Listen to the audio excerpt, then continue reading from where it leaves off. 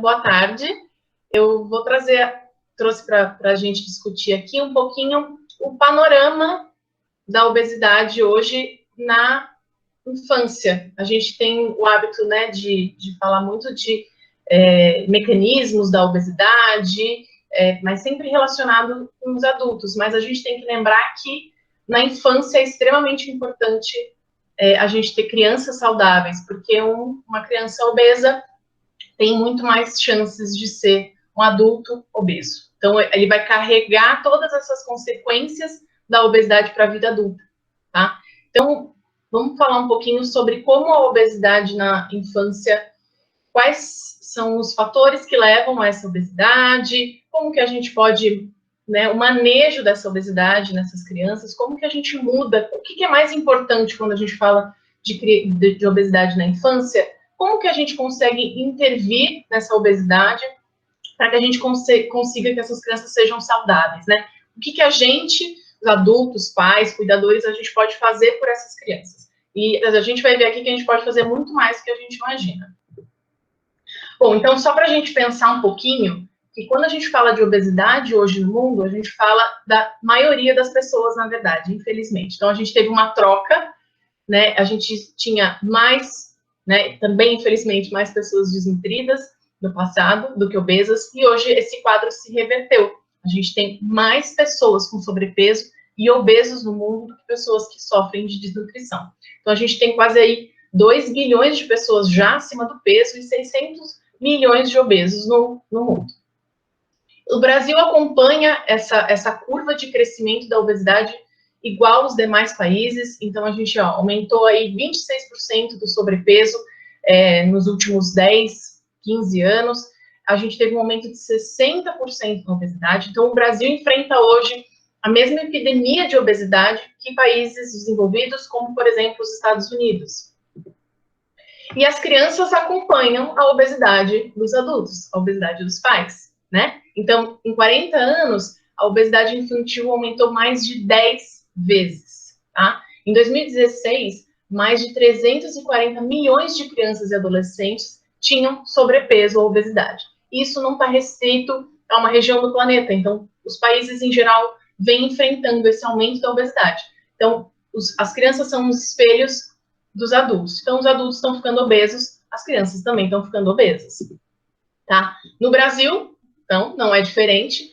1 a cada 3 crianças no Brasil está acima do peso, tá? E a OMS, a Organização Mundial da Saúde, ela estima que em 2025, que está batendo aí na porta, porque está passando muito rápido, as crianças obesas, elas vão chegar a ser um total de 75 milhões, tá? E a gente tem que lembrar que crianças obesas, a probabilidade de serem adultos obesos é muito maior. Então, se a gente pegar 2 adultos, né, e analisar o peso deles, provavelmente aqueles adultos que têm um peso maior foram crianças ou adolescentes que tiveram um peso maior também.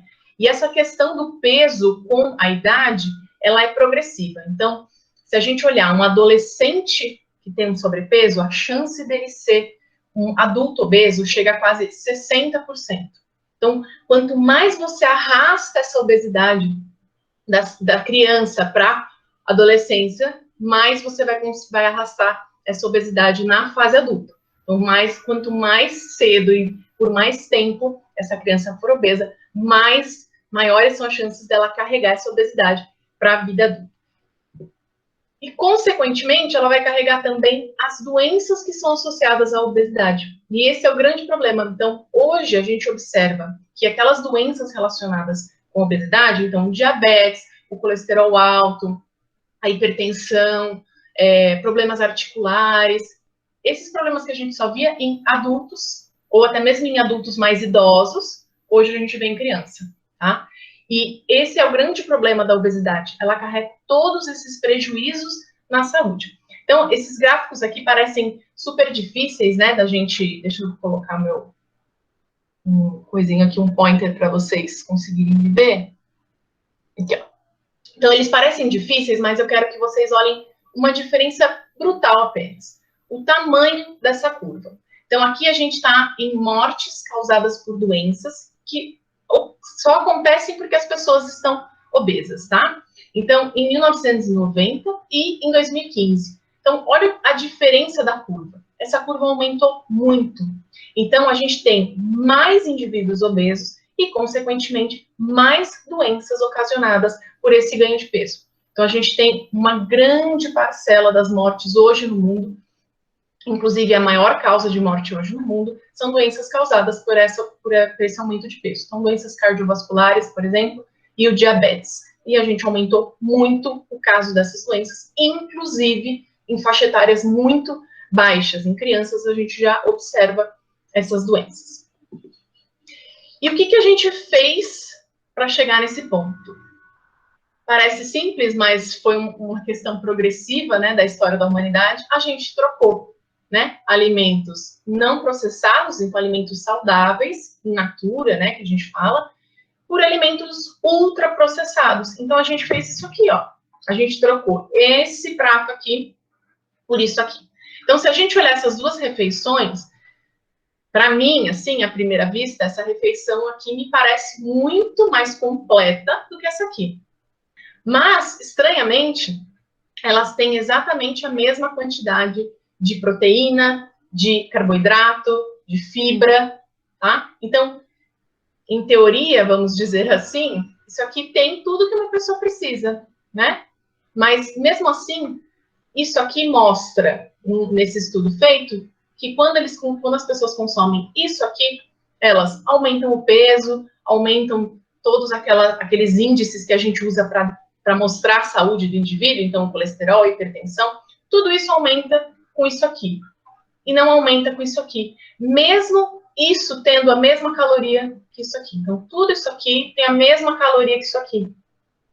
Mas a gente está consumindo muito mais isso aqui. E tem diferenças aqui, apesar de não ser em caloria, em carboidratos, né, nesses nutrientes, mas tem diferenças que fazem com que o nosso corpo encare esses nutrientes de forma diferente e leve às doenças e ao excesso de peso.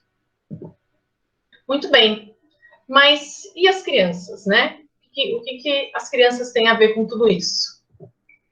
Bom, então se a gente falar de obesidade, a gente vai falar de uma condição que é multifatorial. A gente não consegue separar normalmente, em raríssimos casos, mas em geral a gente não consegue separar o que é genético, o que é alimentação, o que é família e escola, porque a gente está inserido, né, em todo esse sistema aqui. Então, para cada um de nós existe um background, né, uma informação da genética que é passada dos nossos pais para a gente, que contribui para a obesidade. Então, pais obesos passam uma informação genética para os filhos, que aumenta as chances dessa obesidade. A alimentação que a gente consome, né? Então, isso é muito cultural. Então, a alimentação vai variar em relação à família, ou à escola, ou aos amigos nos quais você está inserido. E aí entra também uma questão social, não só a família e a escola, mas no sentido de atividade física, os tipos de atividade, de lazer que essa pessoa está inserida. Então, tudo isso junto contribui para a obesidade. Então, é difícil a gente separar um do outro. Mas a gente vai ver que alguns pontos aqui têm uma importância, uma magnitude sobre a obesidade maior ou menor. Então, vamos ver se vocês aí pensam e acertam qual que vocês acham que é o mais importante ou o menos importante aí.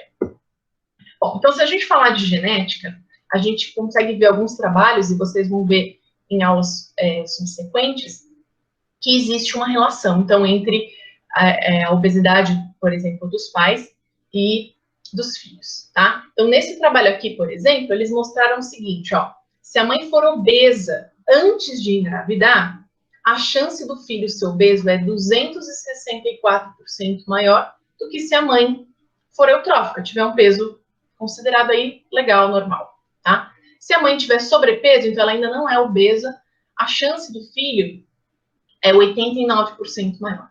Então, existe uma parcela aí, né, dessa informação que vem carregada do pai e da mãe, tá? Além disso... Bruna, oi, pode falar. Posso fazer quando a gente fala da mãe, assim, não sei se no estudo falava alguma coisa sobre isso, Mas não dá para dizer que é genético, né? Porque a mãe também interfere muito no ambiente dessas crianças. Exatamente. Esse estudo aqui, foi só uma relação mais puxando para genética e epigenética. Eu vou falar com relação à questão do ambiente mais para frente. Então, mas esse eles argumentaram que era uma questão genética, eles avaliaram isso propriamente dito. Isso, exatamente. Porque aqui, ó, vou até passar para o próximo aqui, ó. Eles analisaram nesse aqui, ó, a mesma mãe, tá? Então, o que eles observaram? Eles observaram que as mães submetidas à cirurgia bariátrica, e aí eles compararam os filhos que elas tinham antes de ter feito a cirurgia bariátrica, então aquela cirurgia que reduz a absorção de calorias, de nutrientes. Então, o indivíduo passa por um processo cirúrgico no qual existe uma redução do tamanho do estômago e um desvio da absorção intestinal. Então, você tem uma redução, tanto do quanto a pessoa consegue consumir, quanto da absorção de todos aqueles nutrientes. Então, leva a um emagrecimento. E aí eles compararam o seguinte: as mães tiveram filhos antes de fazer a cirurgia bariátrica. E aí essa mesma mãe teve outros filhos depois de fazer a cirurgia bariátrica, tá? Então aqui nós estamos analisando o mesmo ambiente. As duas crianças cresceram na mesma casa. Porém, uma nasceu antes da mãe emagrecer e o outro nasceu depois que a mãe emagreceu, certo? E aí olha o que eles observaram. Depois da mãe ter feito a cirurgia bariátrica, a prevalência da obesidade nos filhos caiu 52%. E de obesidade severa caiu 45%. Tá? Então, aqui, eles cresceram na mesma casa, né? Com os mesmos hábitos, mas a mãe tinha passado por um processo de emagrecimento. Então, existe aí uma questão genética que é extremamente complexa. Vários pesquisadores buscam entender como são esses mecanismos, se realmente essa transmissão é muito simples dessa informação, mas provavelmente é uma informação super complexa, que envolve vários fatores, vários genes, e que é bastante difícil da gente avaliar. Então, ó, vamos dar esse exemplo aqui, ó. A genética, ela fala isso aqui. Então, esse pesquisador, em 1979, ele mostrou que as crianças, elas têm uma predisposição genética a não gostar de alimentos que são azedos ou amargos. Então, a gente vê aí nas figurinhas a reação facial das crianças frente a alimentos azedos ou, né, amargos.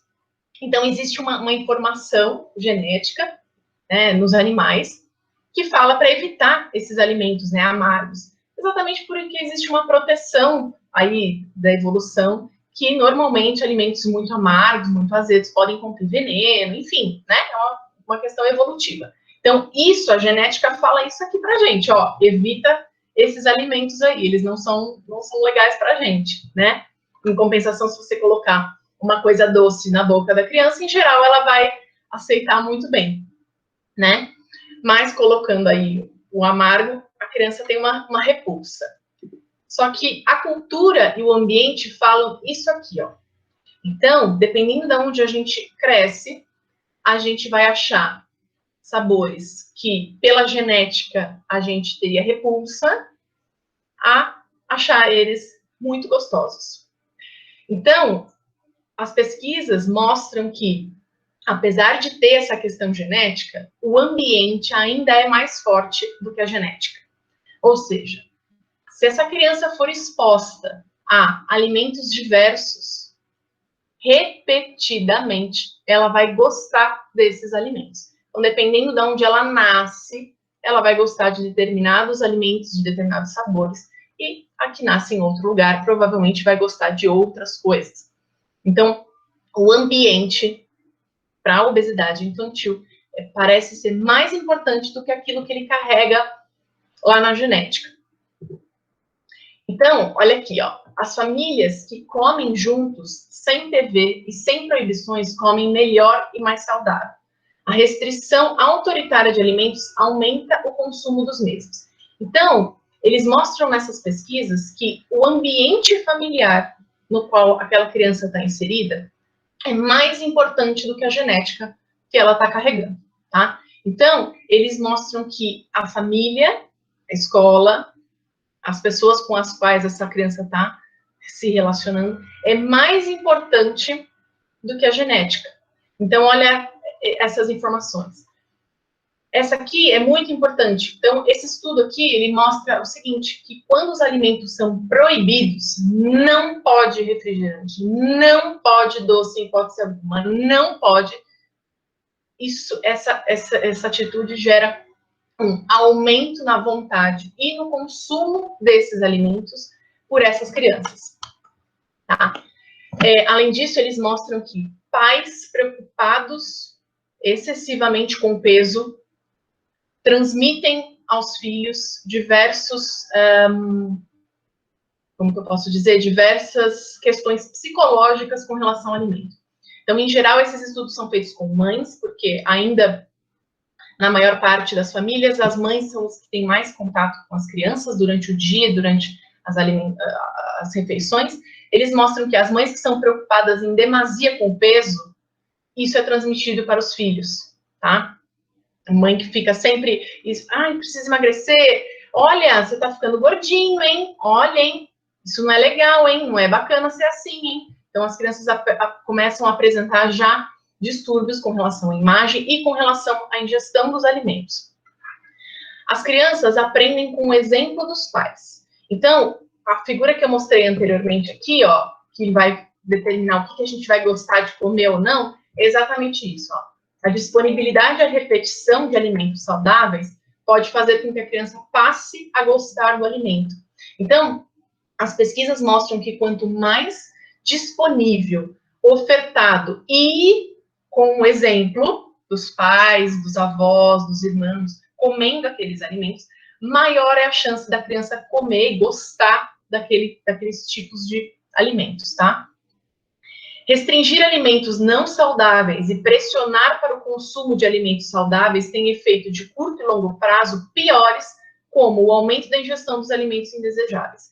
Outra coisa que eles falam nesse artigo, que é muito interessante, é o seguinte: se você usa o alimento não saudável como recompensa, você tem também os mesmos efeitos prejudiciais.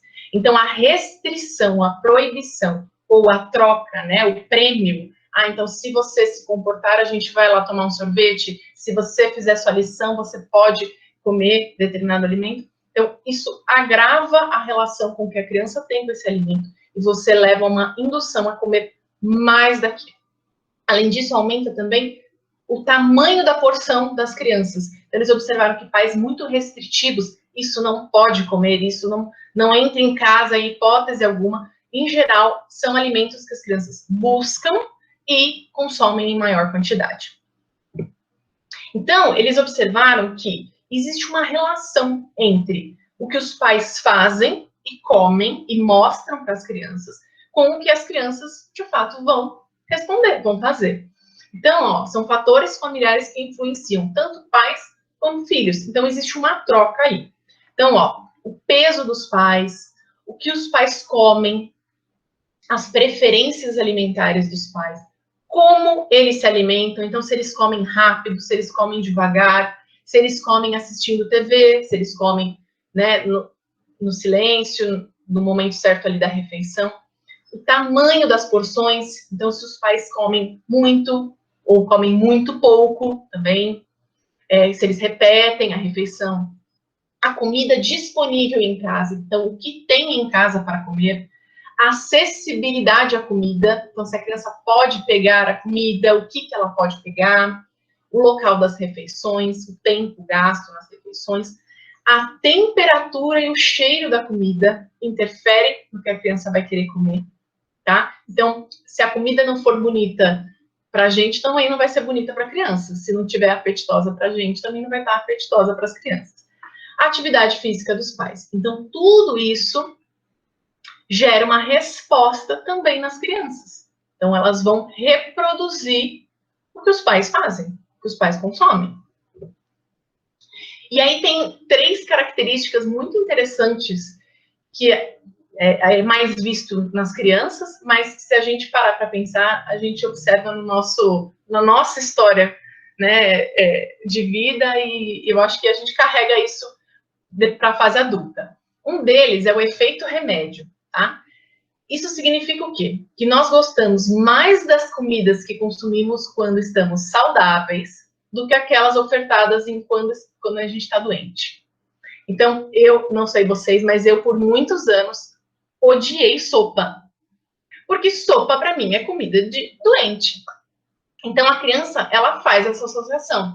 Meu Deus, eu tô doente. Lá vem o suco de fruta, lá vem o mel com não sei o quê, lá vem a sopa de tudo dentro. Então, você associa aquela comida a uma condição ruim. E aí você vai fazer com que aquela criança, em geral, não vá gostar daqueles alimentos. A gente tem um outro fator que é o aprendendo os sabores.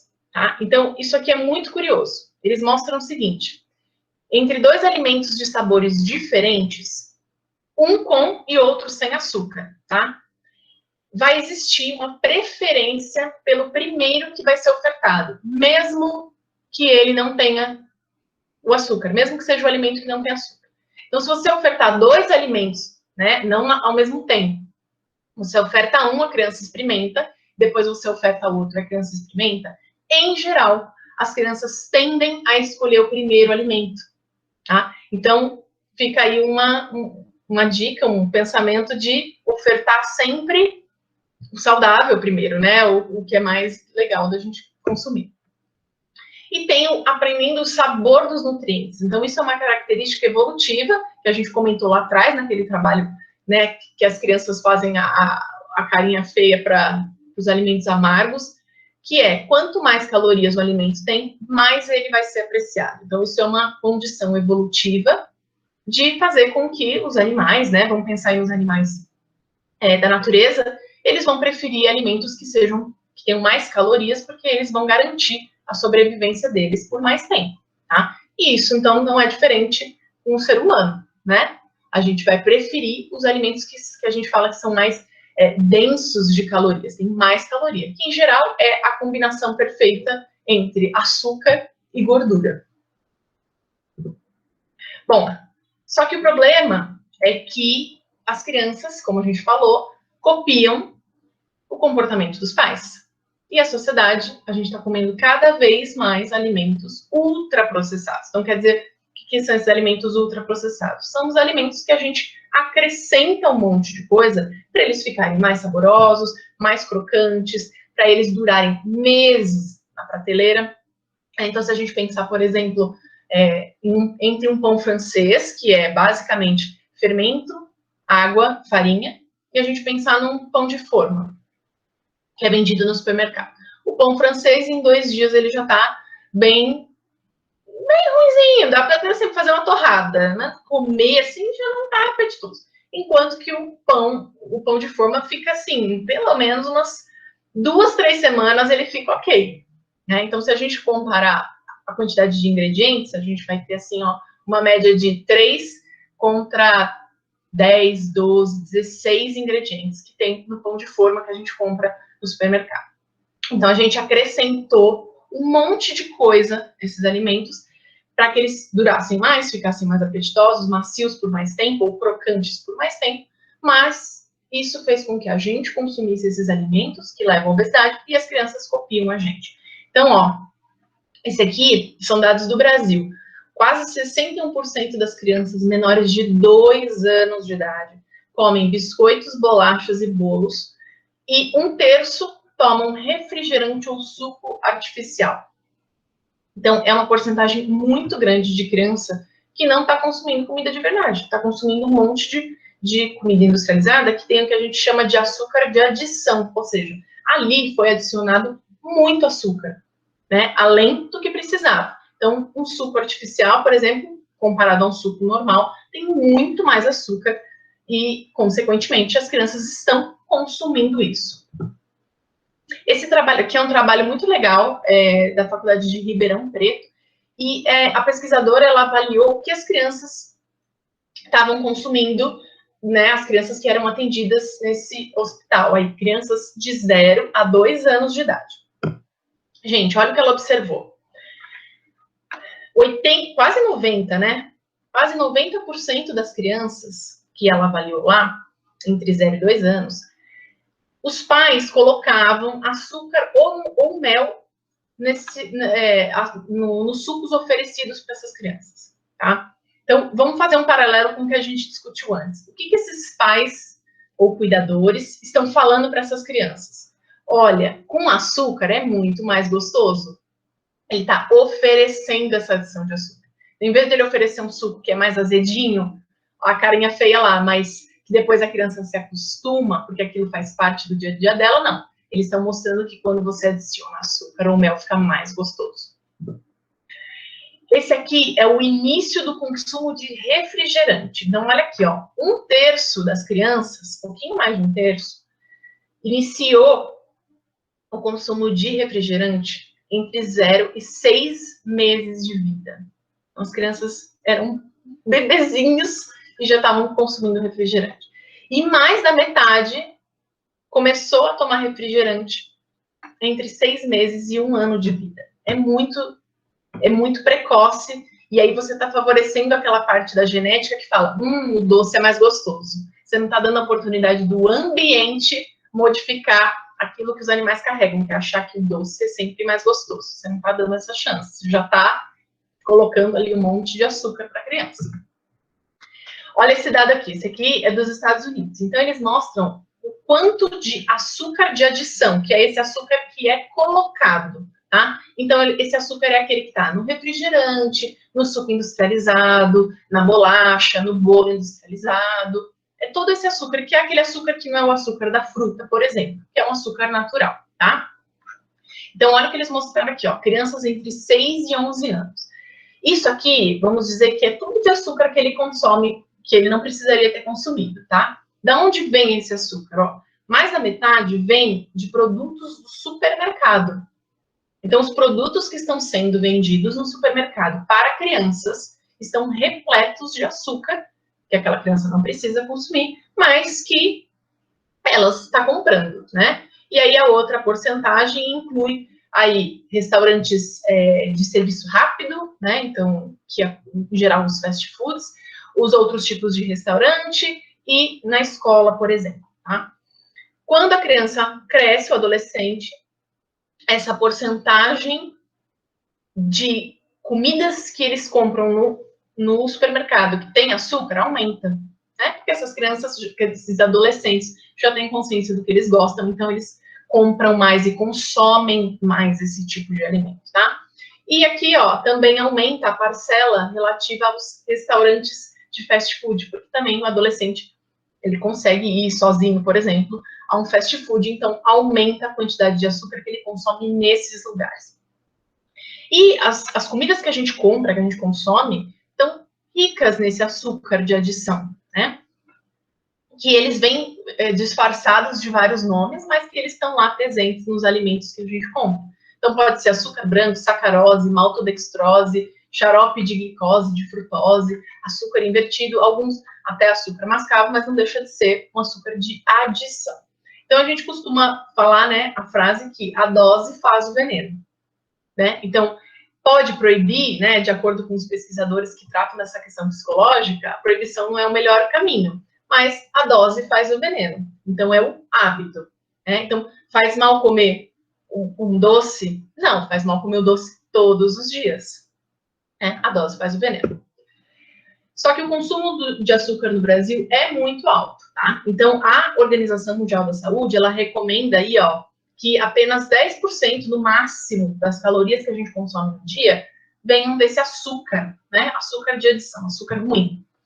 Mas o brasileiro aqui, a gente já está consumindo mais do que é o recomendado. E é por isso que os nossos dados estão aumentando, tanto nos adultos quanto nas crianças. Aqui, esse dado aqui é só de lanches intermediários. Então, não é o que as crianças estão consumindo durante o dia inteiro delas, é só no lanche, tá? Então, se a gente olhar esse dado brasileiro aqui, a gente não chega no limite. O limite que a Organização Mundial da Saúde recomenda é essa linha tracejada aqui. Ah, que legal, o Brasil, né, a gente não está chegando nesse consumo, mas vamos considerar que isso aqui é só de lanchinhos, né, ó, lanchinho da tarde.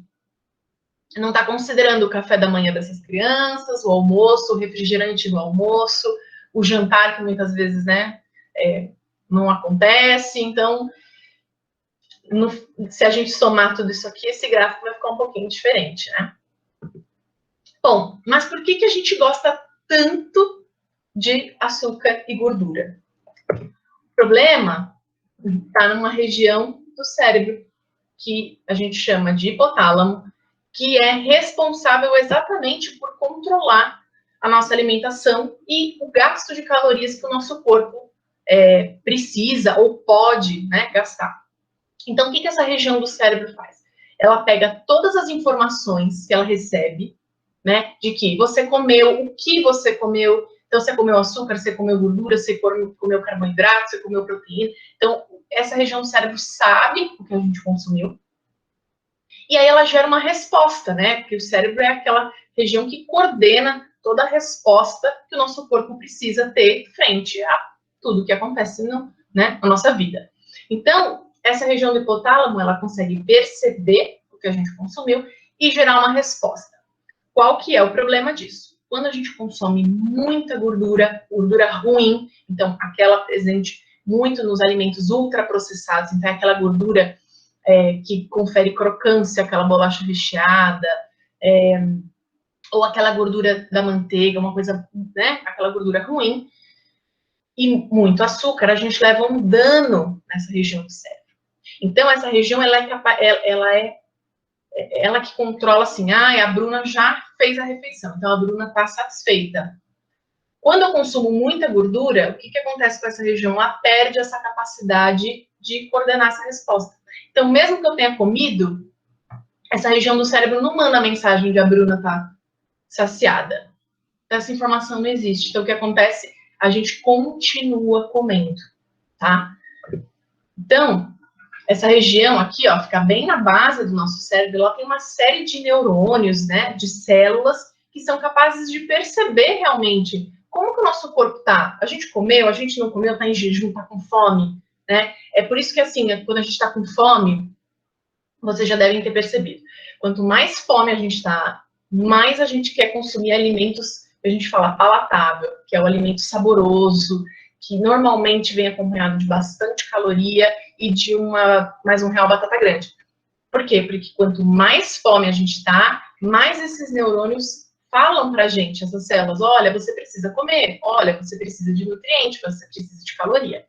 O que acontece é que quando a gente come muito errado, essa região, ela perde esse controle. Então, ela não consegue mais ter essa regulação. E aí, a gente tem uma bola de neve, que a gente come mais, não sente que está saciado, continua comendo mais, e assim por diante. E qual que é o problema, então, das crianças serem obesas? Então, eu vou mostrar para vocês um trabalho que foi feito no nosso grupo, que mostra exatamente a relação da obesidade com essa região do cérebro. Então, o que os pesquisadores mostraram, eu vou explicar para vocês. Parece complicado, mas é bem simples da gente entender. Ó. Então, essa região do cérebro, ela é capaz de perceber se a gente comeu ou não, tá? Então, o que eles fizeram? Isso aqui, essas ondas aqui, são atividade daquela região do cérebro, do hipotálamo, tá? Então, a gente pode observar o seguinte, ó. Quando eu dou um estímulo para uma pessoa, então ela consumiu um líquido cheio de açúcar. O cérebro, ele percebeu que a gente consumiu açúcar, tá? Então, vamos olhar a linha preta aqui, ó. Então, o cérebro percebeu, ele aumentou a atividade dele. Opa, percebi que a pessoa que consumiu açúcar. Então, ele aumenta a atividade dele, tá? E aí, ele permanece aí, ele demora um pouquinho, ele tem mais um pico aqui, ó, de atividade, ele continua alto, porque o cérebro percebeu que a gente consumiu, tá? Qual que é o problema? A linha preta é o indivíduo que está no peso normal, tá?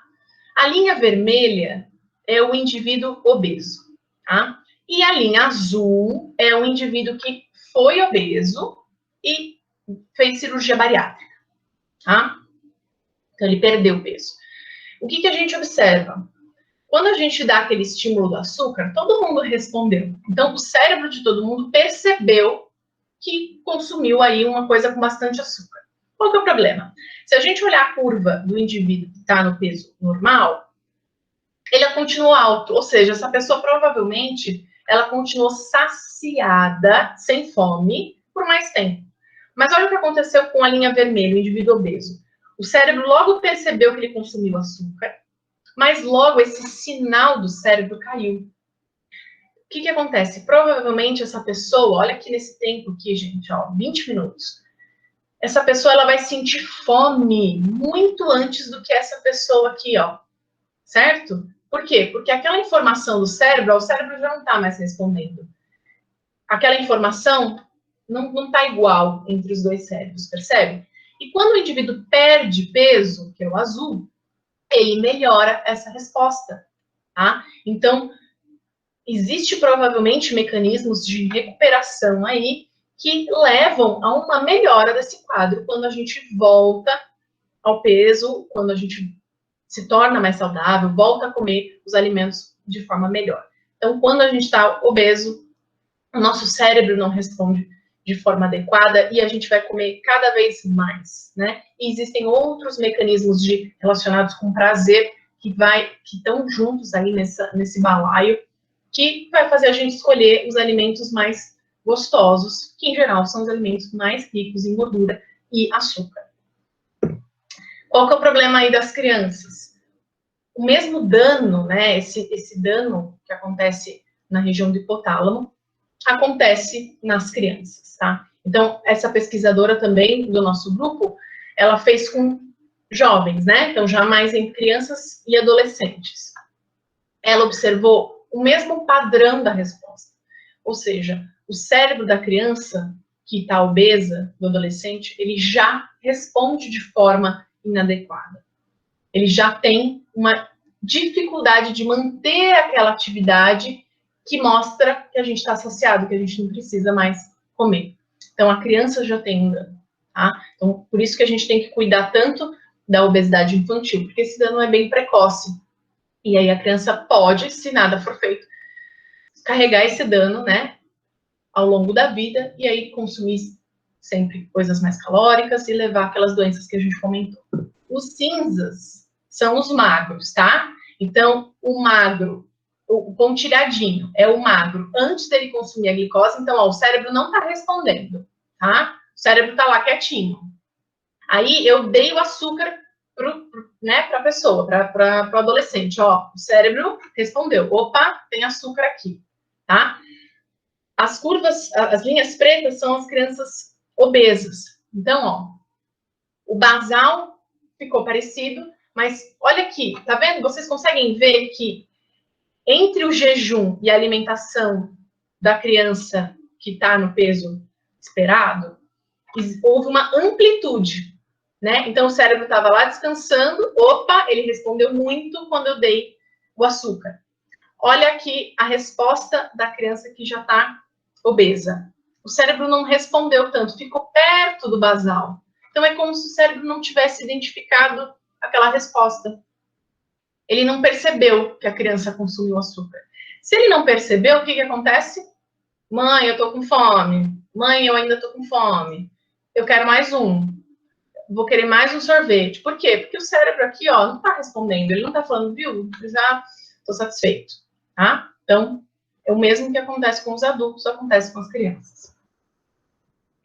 E aí a gente falou que as crianças estão consumindo muito o açúcar de adição, né? Ou essa gordura industrializada. Mas, né, deveriam existir regras para que isso não acontecesse, né? O problema é que isso hoje no mundo ainda é muito fraco, tá? Então aqui, ó, esse gráfico mostra por continente os países que têm impostos sobre bebidas açucaradas. A maior forma de consumo desse açúcar de adição é na forma de bebidas açucaradas, refrigerantes e sucos.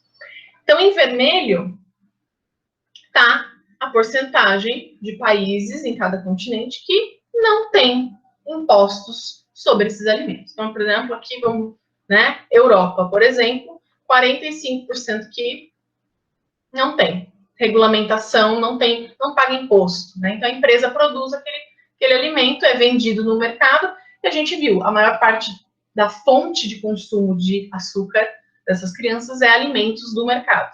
Então, por quê? Porque isso é vendido livremente, não tem um controle sobre isso.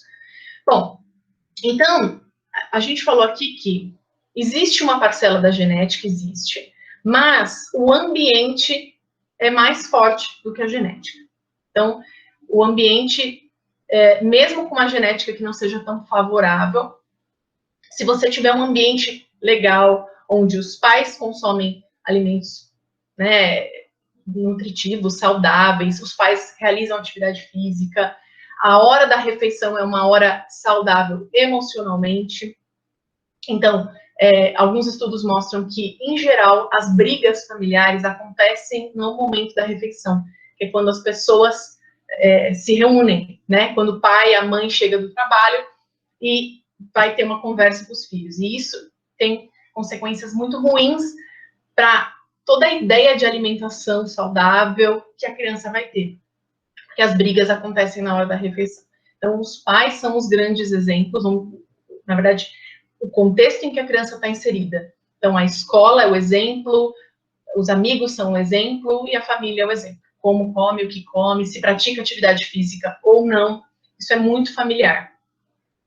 Então, as estratégias para a gente conseguir reverter a obesidade na alimentação, intuitivamente a gente sabe. Aumentar o consumo de vegetais, reduzir os lanches com muita gordura e açúcar, reduzir o consumo de sucos e refrigerantes, que é a maior fonte do açúcar que a gente consome, evitar comer em restaurantes, comer fora, porque, em geral, os restaurantes fazem esse acréscimo de gorduras e de açúcares exatamente para as comidas ficarem mais gostosas.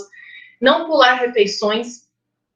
Muitas crianças pulam café da manhã, não gosto, não tenho fome de manhã.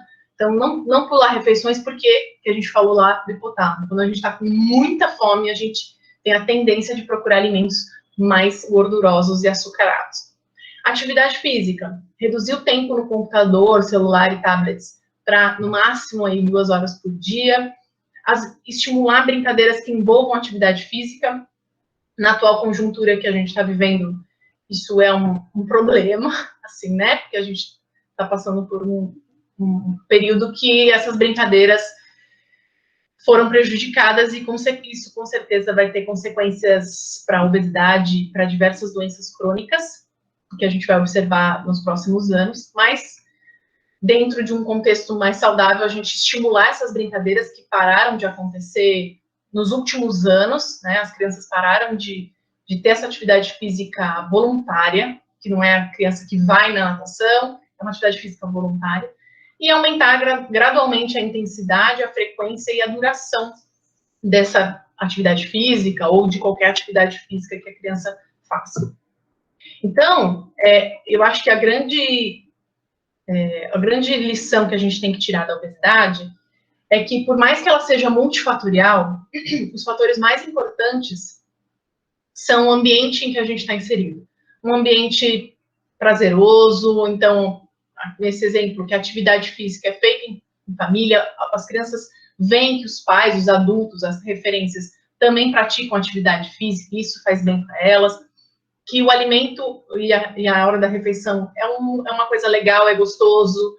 Então, tudo isso favorece com que a criança consuma os alimentos de forma mais saudável, mas no sentido também emocional de saudável. Que o alimento não esteja relacionado com a briga familiar ou com o escape por alguma questão, ou que o peso é uma questão muito importante, então os pais ficam focando no peso da criança. Então, esse ambiente familiar é importante.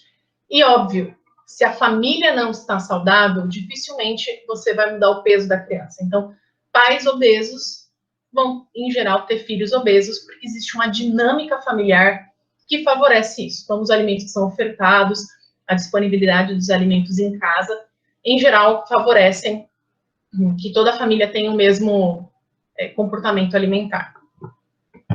E é isso.